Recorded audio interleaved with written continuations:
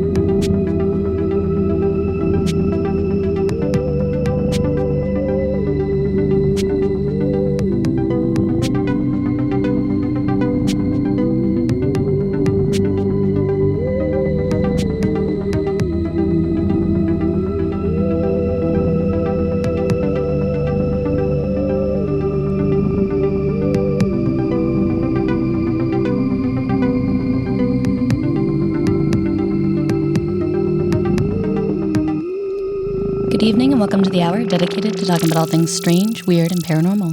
Listening to Strange Talk, broadcasting on 1660 AM in Northside and 91.7 FM HD2 WVXU in Cincinnati. We're also streaming at radioartifact.com around the entire planet Earth. The intro track to this episode and most of our episodes is the Strange Talk intro by Starsilk. And I'm your host, Alex, and we have a very special guest today if you'd like to introduce yourself. Hi, my name is Rebecca Rego. Yeah. I'm a musician here in Lexington, Kentucky. Yeah. And you are playing a super, super fun show this weekend. And we're also going to be there, so I thought we'd talk about that a little bit.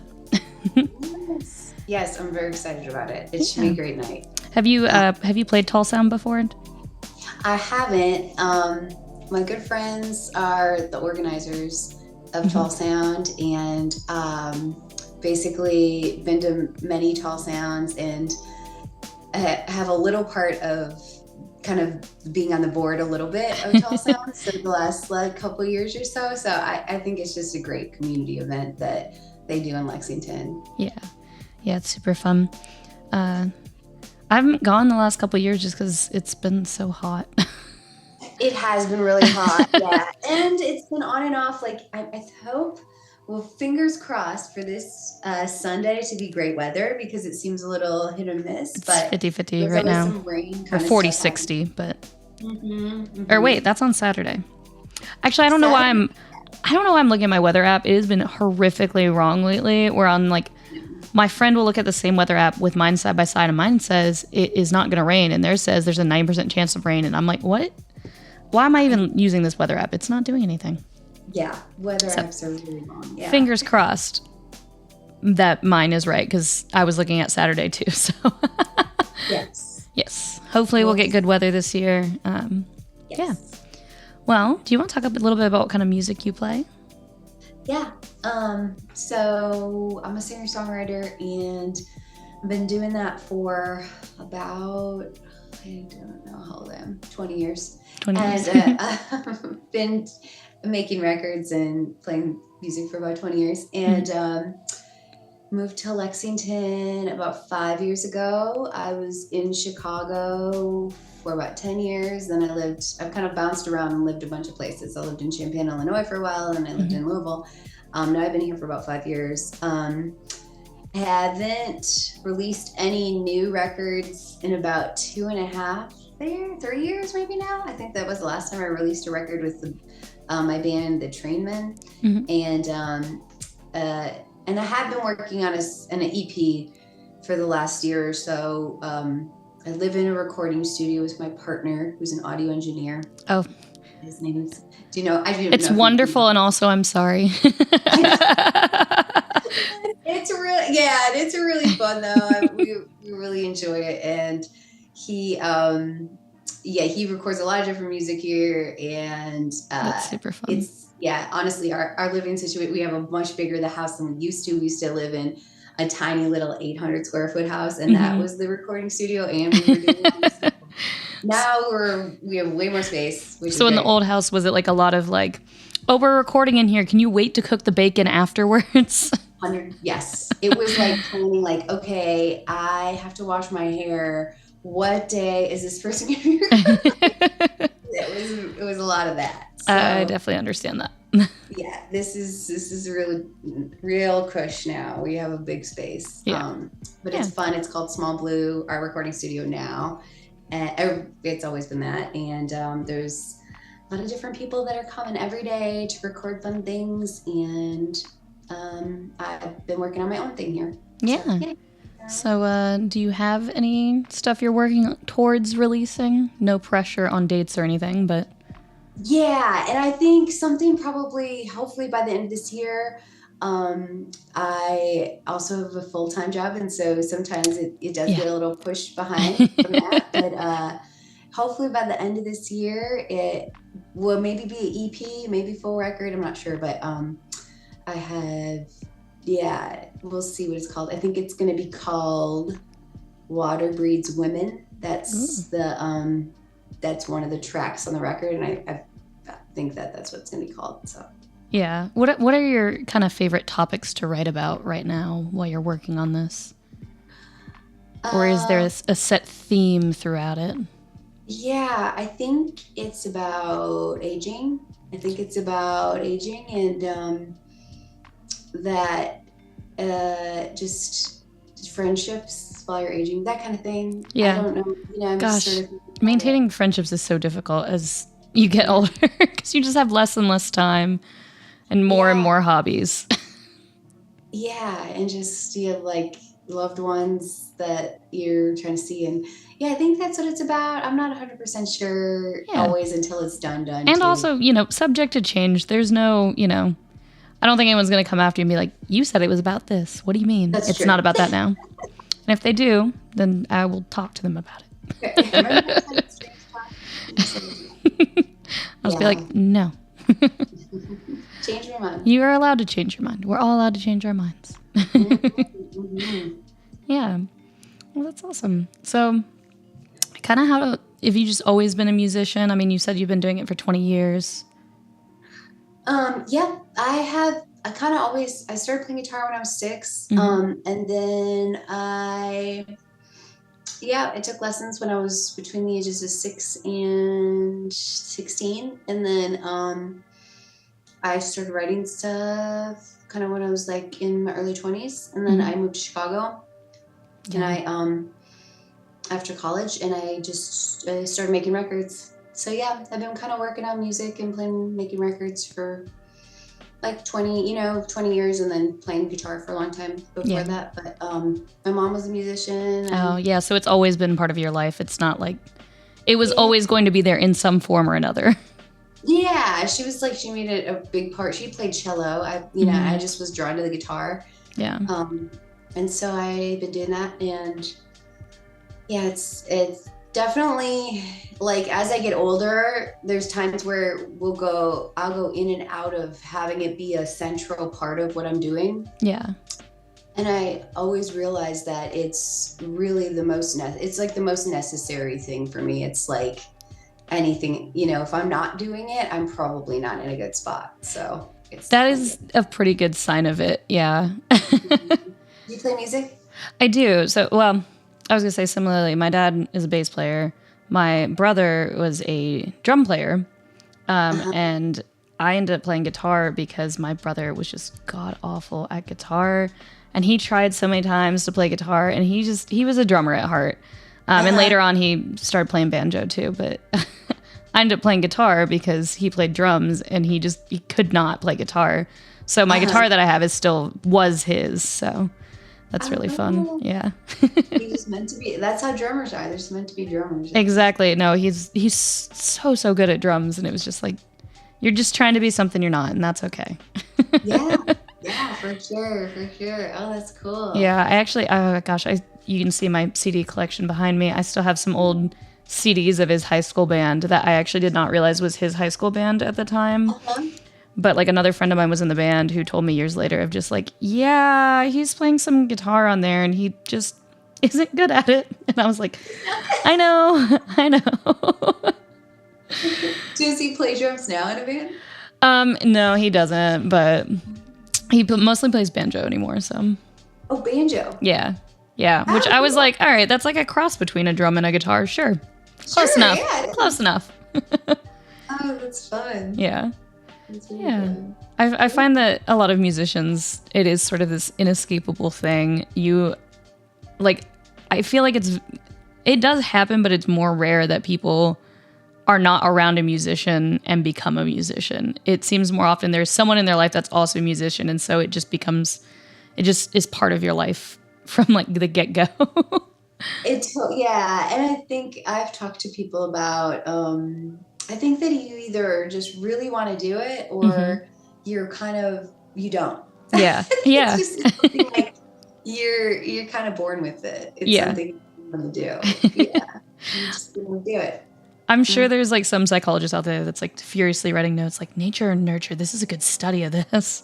All right. Because I mean, it kind of is.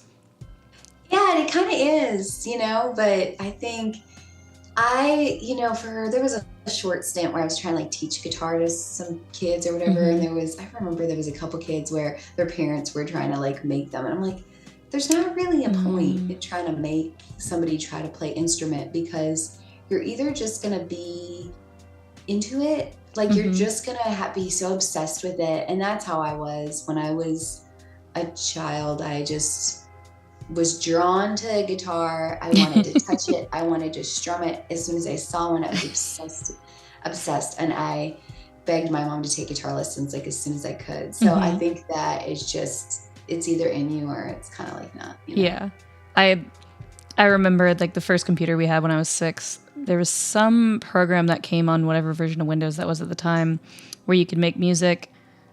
And I annoyed the absolute crap out of my parents because I was just like making bagpipe music on it all the time. And a 6-year-old making bagpipe music is not good.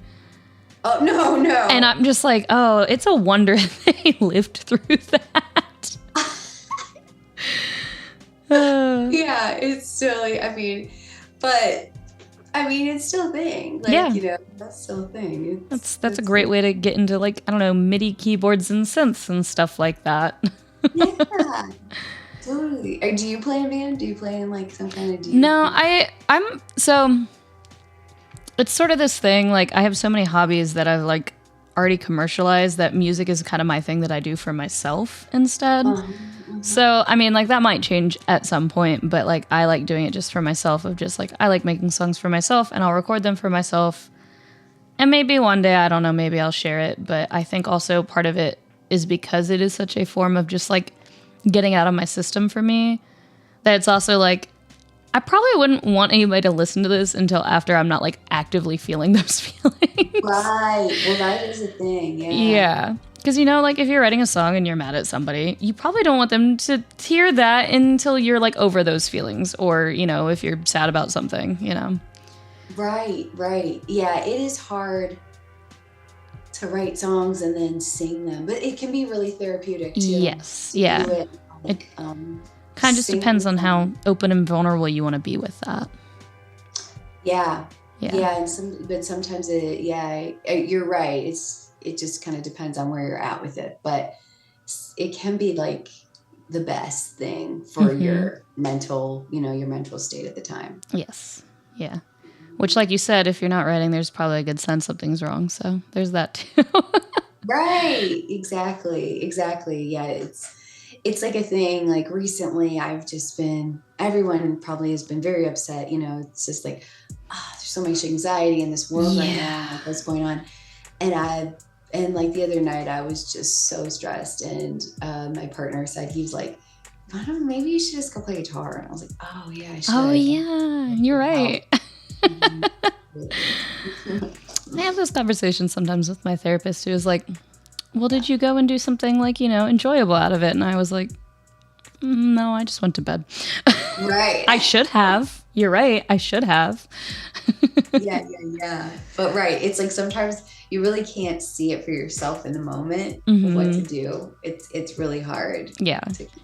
It's easier when you're not in that situation. You're like, oh yeah, right. That thing that I enjoy doing. Exactly. That's going to be like the best thing. Yeah. Is music kind of your main creative project there? Do you do art or anything as well?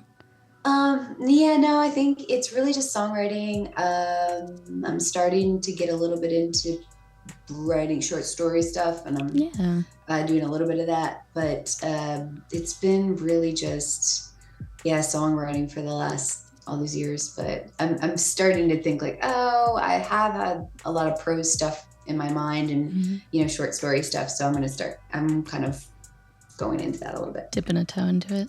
Yeah. I find a lot of musicians tend to be like kind of some of the best writers like that, because they're used to, you only have so many words to put this into a package. Yeah. So they're very concise. Yeah. Or sorry. Yeah, I didn't mean to interrupt you. No, you're totally good. I'm finding that for sure. Yeah, that brevity while still getting the point across in a like creative way. And I really appreciate that, because I'm just not a fan of like the Charles Dickens paid per word type of writing, where I'm just like, you could have said this in like 3 words and this is 30. Yeah, I know. I'm the same. I'm a fan of that too when I'm reading. And I just read Jeff Tweedy's biography. And I don't know. I mean, I don't know if somebody like helped him write that, a ghostwriter. I don't know if there was another writer on that. But it was really good, and it was like that. It was just like very to the point, and I loved the way he did describe things. And but I felt like in that moment that was part of it. The songwriting really kind of does help kind of get to the point. Yeah. Yeah. The last book I read was John Darnielle's Wolf and White Van. Do you listen to the Mountain Goats at all? I do listen to the Mountain Goats. Yeah. He had written a book. He has written 2 books now. They're not about his songs. They're fiction. So the first one I read, Universal Harvester, was kind of this analog horror. They found this weird VHS tape at the video store that was clearly someone's home movies, and they were trying to figure out what was going on with that. And it was very, nebulous and vague, which I was like, that's a very John Darnielle thing to do. And then Wolf and White Van, the one I just read, I'm still like not sure where it was going to. It was about this guy who writes mail-in role-playing games. So they'll mail in a turn, and he'll mail them back like what happened in that turn based on what they did. And then it was just sort of about the whole reason he got into writing this game was because he had tried to shoot himself with a gun in the book, and as he was like recovering in the hospital, he started doing this game. And then it was a strange one. Wow. Yeah. That sounds cool though. I really like his writing and his songwriting. So I bet that his prose writing is really, really good. It's really interesting and really kind of meandering in an interesting way. He's very good at leaving things open-ended in his writing. Oh, okay. In a way that he does not in songwriting, which is interesting. I'll just check that out. Yeah. What was it called again? The first one was Universal Harvester, and then the other one was Wolf and White Van. Wolf and White Van's the RPG one, and you'll see there's like a maze on the cover. Yeah. Okay, great. Yeah, I'll look into those. Yes. Universal Harvester was a lot quicker of a read, just as a heads up. Okay. Yeah, that's what I've been reading lately. I will also say Wolf and White Van is kind of depressing. Oh. Yeah. Okay. Yeah. Okay. Well, I'll keep that in mind. Then maybe I'll save it for Save that one for like a less stressful time. Yeah. Oh, great. Well, yeah, I'll put it down on the list. Yeah.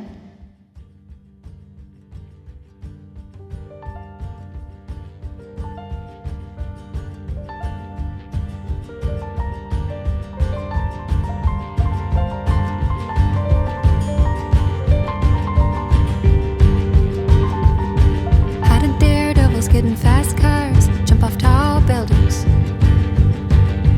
waiting for their bones to shatter to get a cigarette break, putting something out of its misery like it was nothing.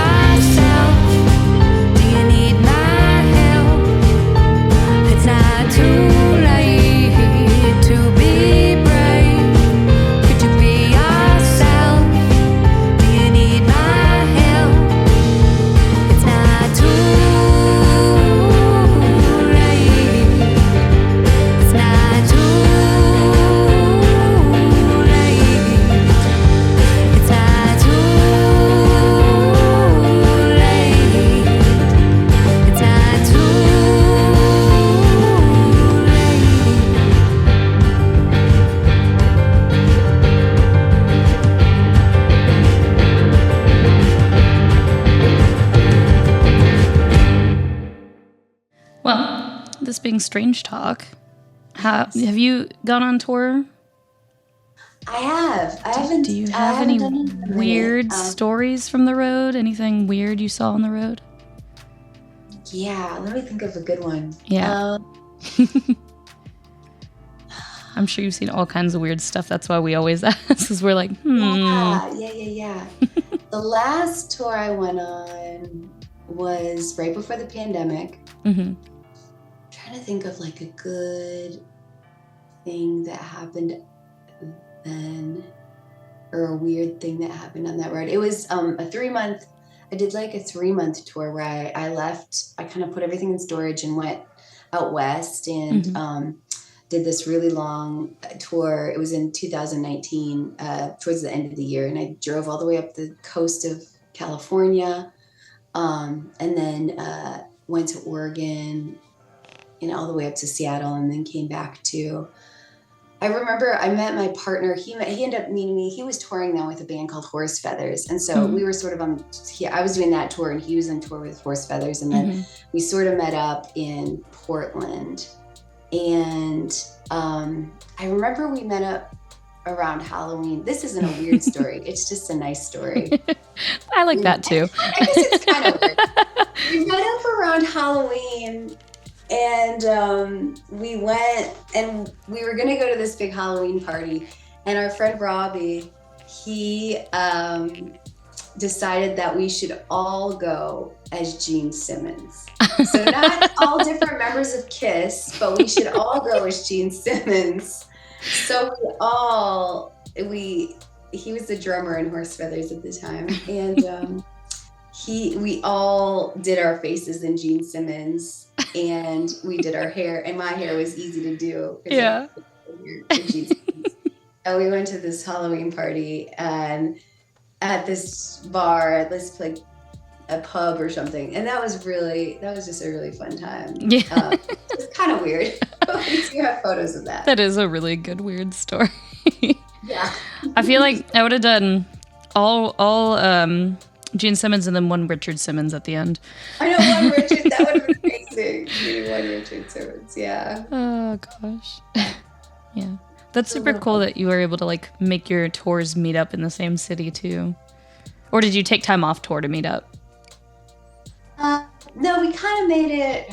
I think I was going up there and then he was there too. I think we sort of planned it that way. I can't remember exactly, but that's cool when that can work out. It was fun to sort of meet up, and it was in Astoria, Oregon. That's where they were. That's where they were based. So that was really nice. Yeah, a nice time. But yeah, that was one of those fun tour times. Yeah, that's really fun. And I'll give you time to think on this one too. But we always also ask if you've had any paranormal stories, any weird UFO sightings or anything like that too. Well, you can have all the time you want to think on that. I think of if it was paranormal. I mean, even if it's not paranormal, we can still. We used to go to this place. It was just freaky. We used to go to this place to play in Iowa, like in Pomeroy, Iowa. Me and my bass player went out one time. And we went, his name's Eric, and we went out to do this duo show there, and we didn't have a place to stay. And this happens a lot on tours, like sometimes you don't have a place to stay. Yep. And you'll just kind of wing it and stay with somebody random. And so we met this guy. They were like, oh yeah, this guy John, he owns a hotel.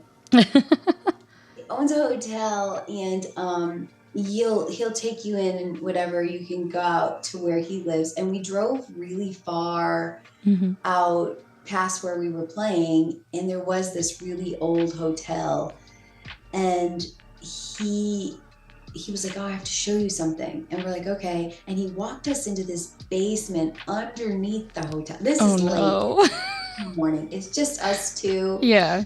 And this guy, and he's walking us into this dungeon I'm like, we will die. We're going to die here. We're dead. And he's kind of a weirdo. Yeah. And he walks us through this place, and he's kind of smoking.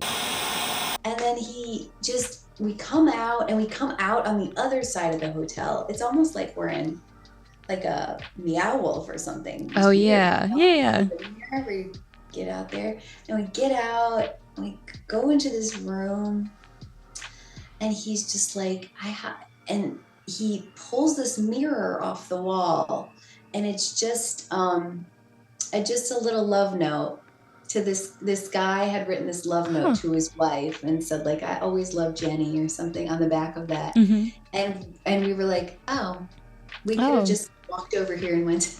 We could have just walked across the street and went and saw that, but it was such a weird moment. We were under the ground, and going through this weird sort of. We pretty much thought we were gonna die, but we didn't.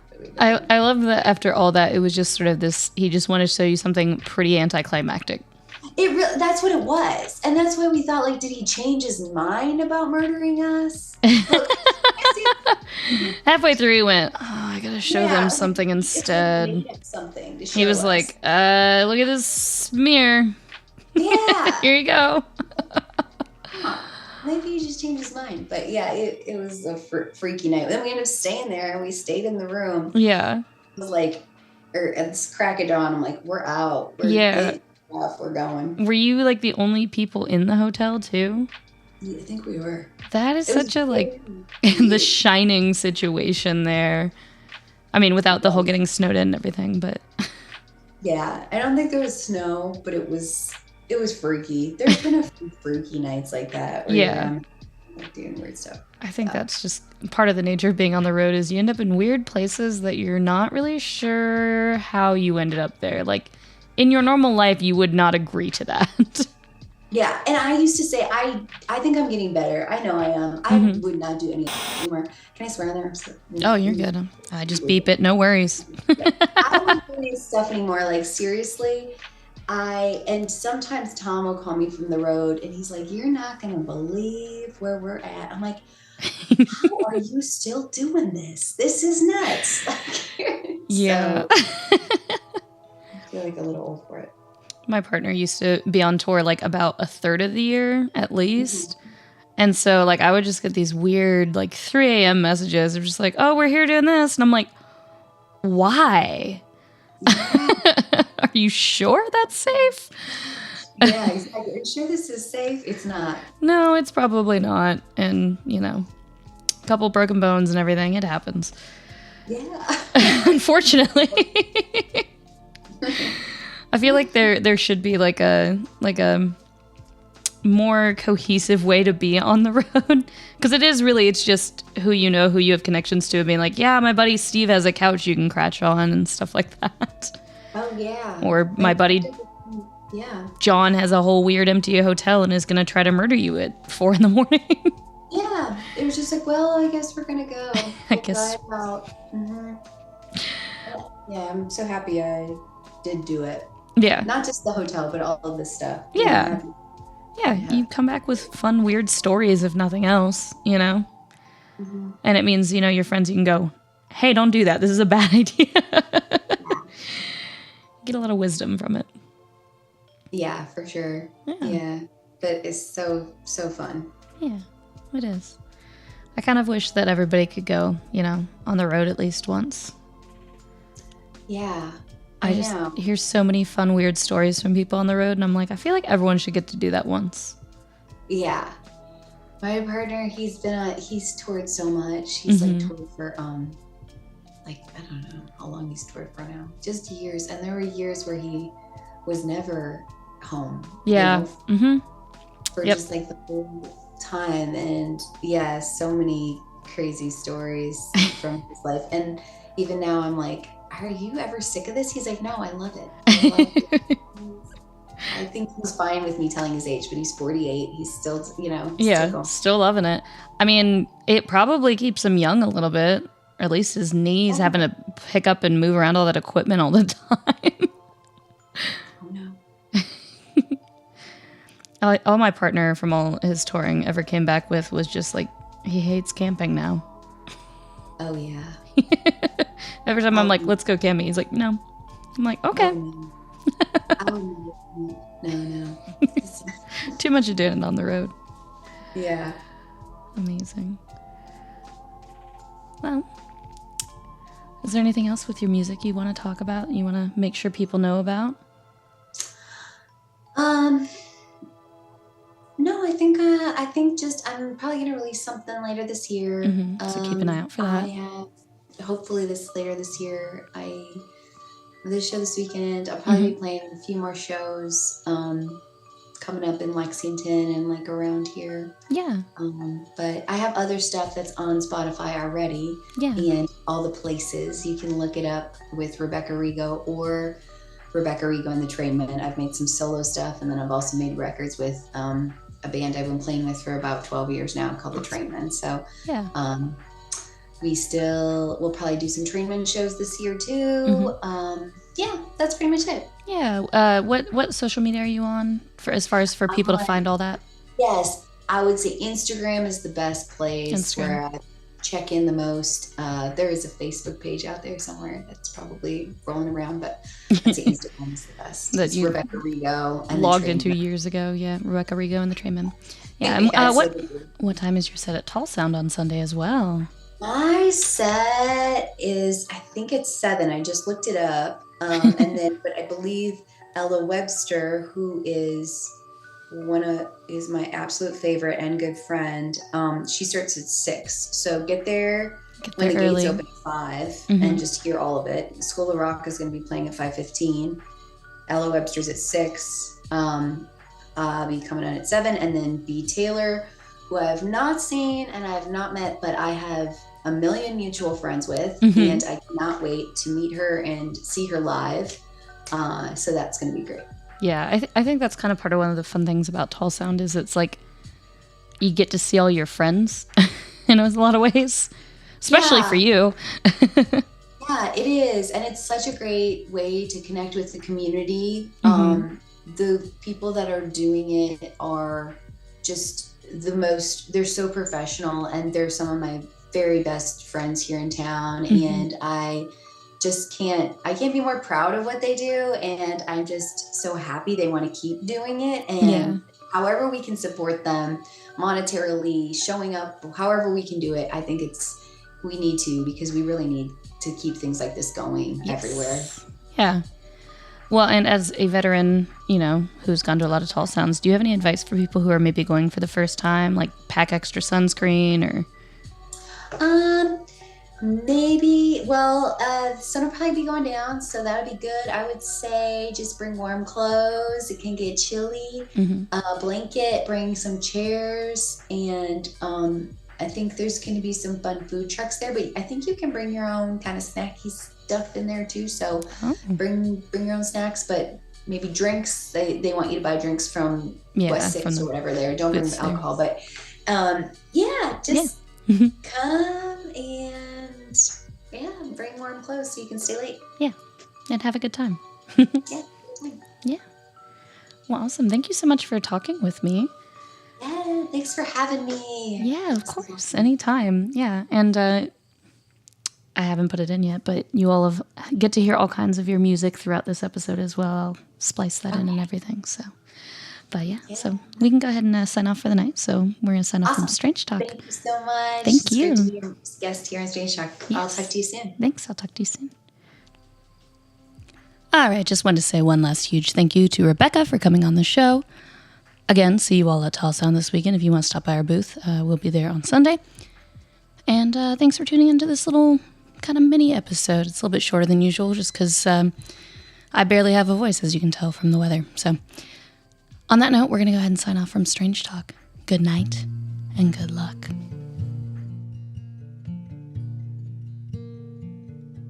No spotlight desire. My brain is on fire. I could worry about a lot of things, but I won't worry about you. And then when we kiss, it's like we already did. I don't know if other lives exist, but if they do, I was in one with you. And even when you're gone, it doesn't matter. something else going on here. This love is magic. I don't take this for granted. Hard to find someone to plan with. Hard to find someone who could be your real self at all.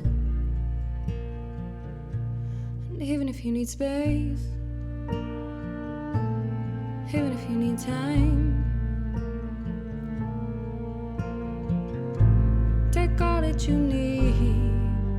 We have a whole life. And even when you're gone, it doesn't matter. There's something else going on here. This love is magic.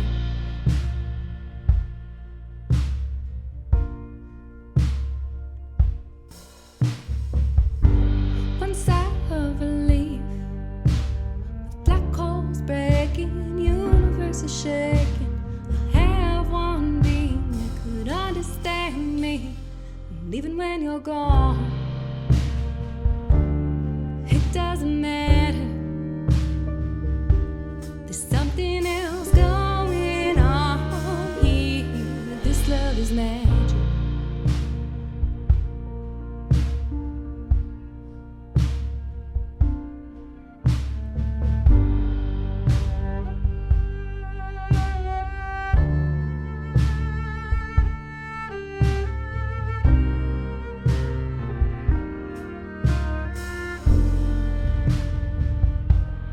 Even when you're gone,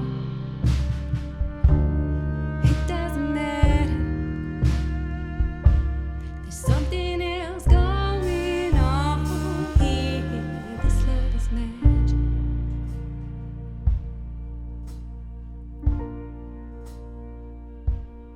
This love